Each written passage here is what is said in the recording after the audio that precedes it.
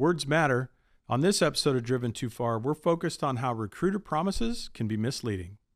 Hello, I'm Andrew Winkler, and this is Driven Too Far, the truth about trucking, a podcast that helps over-the-road truck drivers balance career and family. Welcome back to Driven Too Far and our limited three-part series on what to watch for when you're looking for a new job. Last week in part one, we talked about the marketing side of it, what kind of ads recruiters and carriers put out for you. Today on part two, we're going to be talking about the actual recruiter experience when you get the recruiters on the phone and what to look out for. Let's start out by just talking about what is a recruiter's job and what is their purpose. It should be to help acquire talent that's going to add value to the carrier, to the company, right? Unfortunately, that's not always the case. Many companies out there find themselves in a driver deficit, right? They're always looking for drivers. They've always got empty trucks against the fence. And one of the things that happens in this crazy business is that once you start to get empty trucks, there's pressure put on you, maybe from upper management, something like that. When you've got trucks parked against the fence that you're still paying for, not producing revenue, then there's pressure that comes down on you as a recruiting department. Hey, we've got to get these trucks filled. Let's get this going. Let's get some drivers in here. Let's get our orientation classes filled up. So the recruiters respond to that pressure. I can't tell you if they feel like they're going to lose their job if they don't respond to it, because every company's a little bit different. But certainly you would feel that as a recruiter. And as time goes on and more pressure builds, you might be tempted to cut some corners or let a few things slide with driver applicants and stuff in order to schedule orientation and get these people through the door. But unfortunately, what happens is it starts a whole downward spiral. It's just the craziest thing. It's like, once you have some empty trucks, you feel the pressure, you got to get them filled. So you start bringing in people maybe you shouldn't bring in because they're not qualified. You're not a good fit for them. They're not a good fit for you. That type of thing. And what happens in 30, 60, or 90 days, those drivers quit, which creates more turnover. And it just starts this nasty cycle and downward spiral with driver recruiting. I do need to tell you that not every carrier is like that, obviously, and there's a lot of good ones out there. Certainly there's a lot of good carriers that have their act together, and they understand that when you slow recruiting down and you hire the right people, it slows your turnover down as well. And that's one of the hardest things to learn, like I said, when you get into that spiral. And a quick story for me, when I was young in my career, this is probably the late 90s or something like that, and I had just came off the road. I moved into dispatch and I had assumed a supervisor role in dispatch. We had hired a new safety director, and at that time, safety was responsible for driver hiring and recruiting. And this guy had this crazy idea that we were supposed to slow down in recruiting, like take your time and find people that are the right fit. And from my point of view in operations, I was like, what? No, we can't afford to let these trucks sit empty any longer than they already have. Let's get some drivers in here. But what he understood and what he eventually taught me was that by slowing down, we actually fixed our problem, because we weren't just hiring our next turnover issue.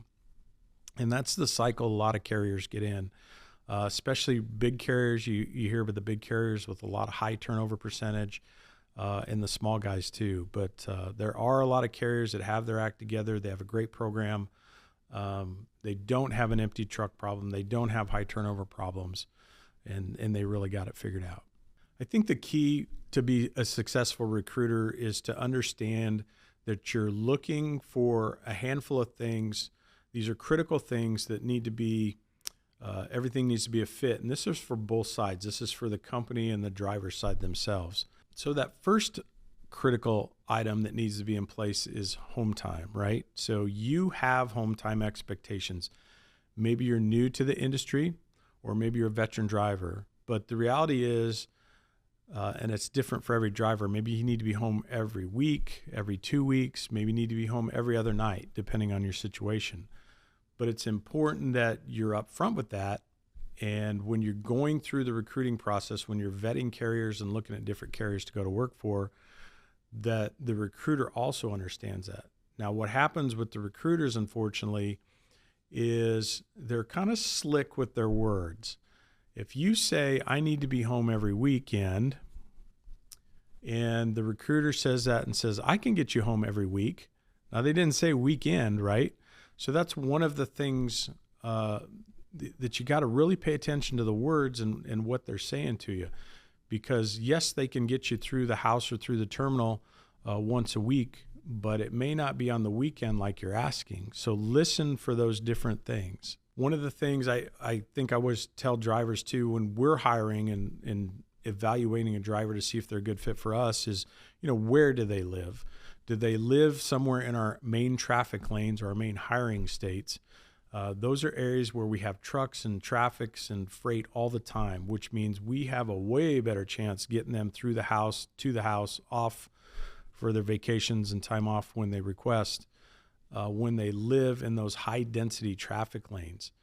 Now, do we hire from other areas across the country? Yeah, we certainly do, but we're not in those areas as frequently. So recruiting has to be very cautious when they're quoting home time with somebody that lives in a secondary traffic lane for us to make sure there's a clear understanding with the driver. It's like, okay, you're not in a primary lane for us. Yes, I can get you home, but it's not going to be weekly. It might only be every other week or something like that. So the problem becomes, again, when recruiting gets desperate and they're just trying to fill trucks, they kind of slide through that and instead of saying we can get you home when you want to get home, it's like, oh yeah, we go there, we can get you home. And they just kind of leave it at that. So what you heard as a driver was, hey, they're going to get me home when I want to. That's not what they said. So be cautious with that. Pay's always at the top, right? That's another critical issue that you have to get right and you have to get straight when you're going through recruiting. Maybe your number's $2,000 a week. That's the number you need to be at to comfortably pay your bills, put a little away, take care of everything on the home front. And you share that with the recruiter. And they're thinking in their mind, $2,000 a week, okay, we're going to run X amount of miles, 2,500, whatever that is, $3,000 a week, times your rate of pay, your cents per mile. Yeah, it's doable. So there's the key, right? It's possible, but probably not going to be consistent. And that's another thing that I think you have to really watch with recruiters when you talk to them, because if the number's 2,000, can they hit that? Yeah, we can hit that. Can you hit it consistently week after week? Well, maybe not. Just do the math. And again, what I think recruiters tend to do is they're always quoting you a best case scenario. Like, hey, our top milers run this many miles every week. While that's great and you know what's possible within the company, probably the better question to ask is, what are your average drivers making for miles every week? So you have a more realistic expectation of what that income number is going to look like. The other thing too is when they're selling you on pay and income, they may be quoting a bonus, right? Maybe there's a monthly or quarterly safety incentive or a productivity incentive, something like that. I think they tend to, again, quote the top end of those things for you. So what they're trying to do is they're trying to paint this big rosy picture for you as, hey, we can get you home every week, even though it's not on the weekends, and we can hit that 2,000 number, even though it's not consistent week to week. So again, they're not outright lying. They're telling you truths within their system, but that's not what you're hearing. You're probably hearing something different. This is going to be great. They can get me home every weekend. I'm going to hit my $2,000 a week. And that's not what they're telling you. Unfortunately, drivers tend not to figure those things out until after you've already been through orientation and maybe got a few weeks under your belt, and then kind of reality sets in going, man, I'm not hitting these things they said I was going to hit. What about the equipment? I think that's a critical thing you need to talk about too, is equipment. So did you respond to an ad that had a picture of a 2025 Peterbilt or Kenworth or Freightliner on it, and that was your expectation? That was part of the reason you called in and said, hey, these guys got nice equipment. They've got these new 2025s rolling in. They're looking for drivers to seat them. That must mean I'm going to get a new truck. So are you going to get a new truck? Or are you going to get the truck that you talked about or that they even promised you? So I think that happens quite a bit too, and again, I don't know that recruiters purposely lie? Yeah, there's certainly some out there that do. They don't care. They're going to tell you whatever you want to hear to get you through the door, and then their job's done. They've met their quota, whatever that is. But, anybody with a conscience is not purposely going to lie to you and set you up for failure. But what can happen in that situation is when you start talking to a recruiter, maybe that particular truck that you wanted, the 2025 Peterbilt with the manual transmission, is available. But by the time you show up for orientation in 2 weeks, maybe that truck's not available. So you get into orientation and you can't wait to see your piece of equipment, and you go out there and you find out, well, all we had was an automatic Freightliner. Oh, hugely disappointed. And there's strike one, right, against the carrier. Here we go. They're lying to me. I don't think they purposely did that, or in a lot of cases, they wouldn't have purposely done that to you, but understand the situation and the scenario. And I'll share with you in a little bit how you can work around some of these things and work things probably into your favor a little bit better. How about the job duties or the expectation of the job? You call in, you're expecting, it's a dry-van company and it's no-touch freight, and you're going to get 3,000 miles a week because that's what they do. But the first load out of the gate is a multi-stop load. You got to fingerprint it, you got to tailgate it, you got to do all these things. And you only end up, because it was multi-stop load, you didn't hit your 3,000 miles for the week. You only hit 2,000 miles for the week because it took so much extra time. Oh, and by the way, I know you expected to be off on the weekends, but really don't have time for that. I can get you through the house for a 34-hour reset, but then you got to go because this load has to deliver Monday morning somewhere. So, it's those scenarios that happen that just, there's like a disconnect between the recruiting process and then when you get turned over to operations and dispatch, it's like they're just not all on the same page. And that stuff unfortunately happens a lot. But again, I just caution you as a driver, it's exciting when you're looking for a new job and you think you found a company that's going to be everything you want it to be. We do, as people, tend to hear what we want to hear sometimes, and we need to really focus on the words that the recruiter or they're sharing with us, because I can get you home every week is a lot different than home on weekends. So be careful what you hear. The last one I think is critical is, the support side of things. This one's kind of wearing on me a little bit, and it's the word family. I think it gets overused. There certainly are carriers and companies out there that, kumbaya, and we treat everybody like family and we all get along and stuff. But I think it gets overused now, and everybody's using that term and that catchphrase that, oh, we treat you like family. Well, really, what does that look like? I think I would rather see it as a team. I'd rather go to work for a team, because I know as a team, we're focused on the business and we all have a piece of that business to run, take part in, and do our role. So I think team is much better word than family, because family is almost, I don't know, it's too warm and fuzzy a little bit, I guess, but it's certainly getting overused. What's interesting is the recruiter sells you, oh, we're just one big happy family here and it's going to be great. You're going to love it. And you show up Monday morning at 8:00 for orientation, and you check in and somebody lets you in and they say, hey, I'm Joe, and I'm here for my first day of orientation. Oh, good. You can sit over there and wait. And pretty soon, the excitement that you had of starting the new job turns to cold. And you're just like, this doesn't feel like the company that I thought I was coming to, or the picture that the recruiter painted, because not one person has said good morning to me, and there's been several walk by. I'm sitting over here in a room waiting for the other drivers to show up that are going to go through orientation, and this doesn't feel like family to me. So that's one of the things I think happens too is, it's a reality check, is unfortunately. So when we think back to last week's episode, we talked a lot about patterns in recruiting, that companies become desperate to fill trucks, and they'll do anything and everything to get drivers through the door, to fill their quotas, to fill those trucks, whatever it looks like.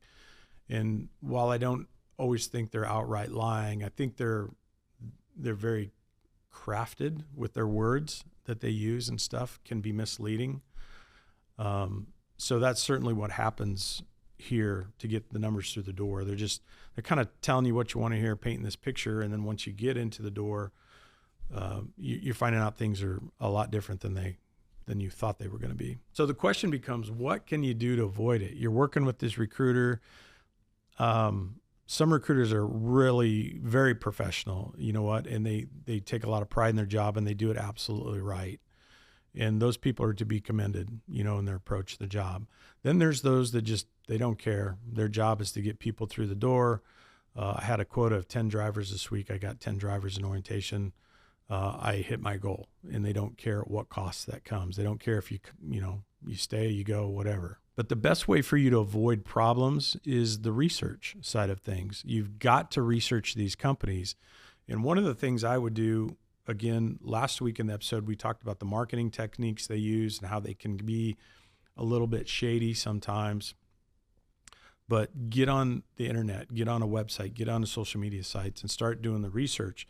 Take notes when you're doing that. So as you're kind of scrolling through their Facebook page and you're seeing certain things, maybe they're good things, or maybe they're kind of red flags that you're seeing there, or making you think about things. Maybe it's comments you see on their page. Take some notes down and stuff. And that way, when you get a recruiter on the phone, I want you to test that recruiter a little bit. See if you can get that recruiter to essentially tell you the same story.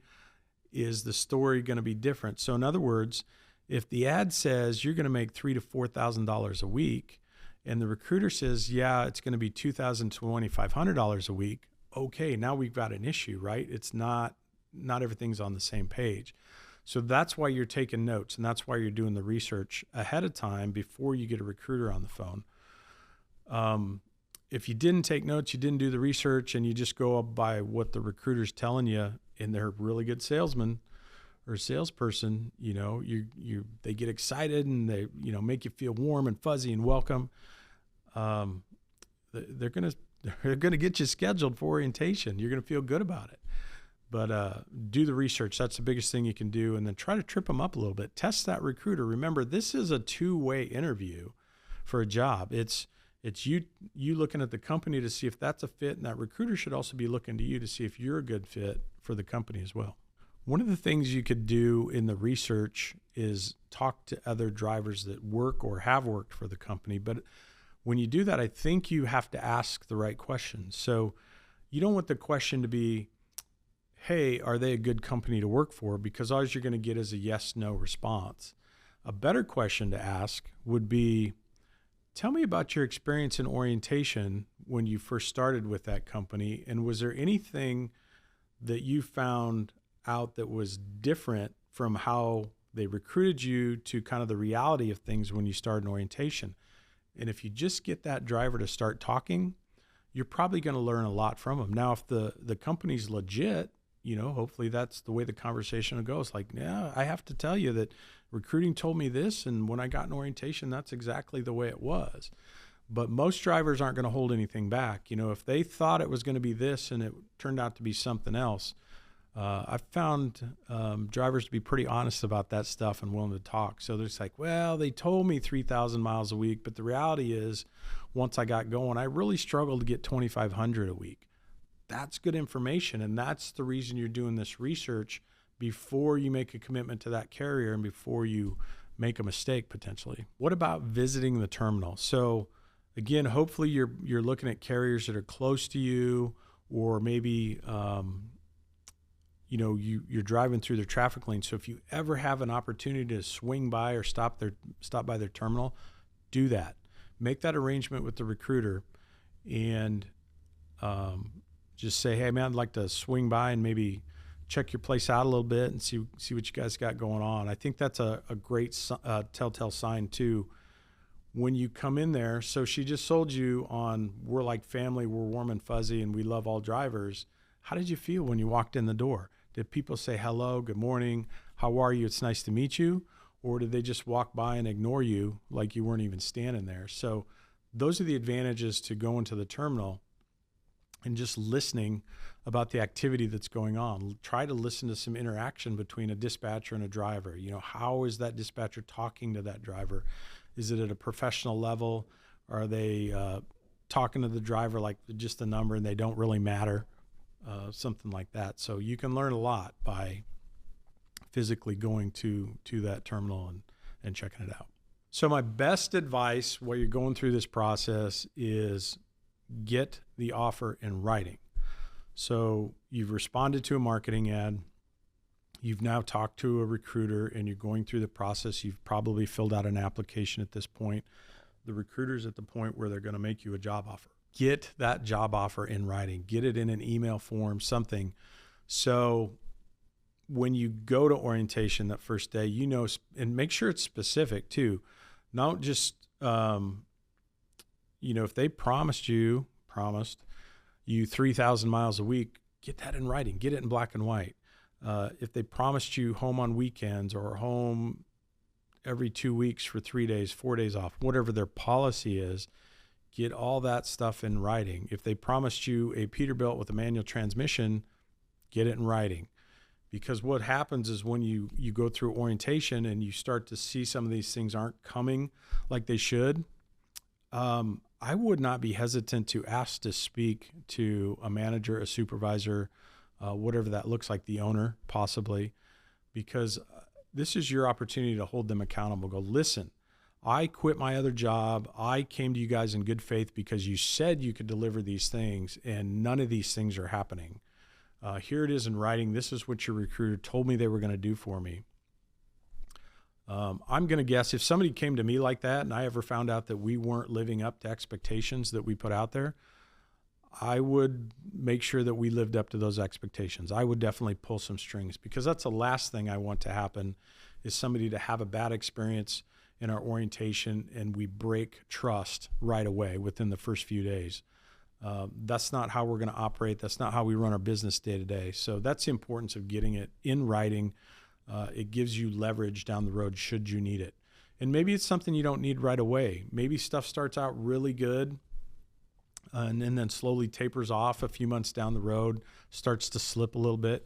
You've kind of always got that to go back to and say, hey, dispatch, check this out. This is what you guys told me you could do for me when I started 6 months ago, whatever that looks like. So let's get this back on track. I really need those 3,000 miles a month.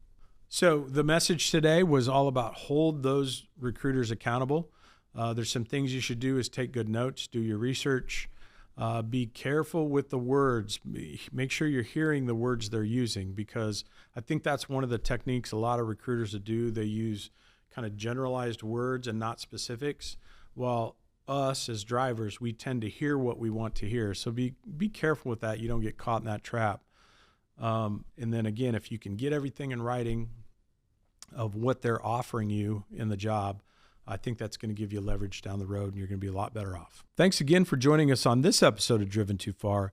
If you're looking for honesty in the recruiting process, check us out at chiefcarriers.com.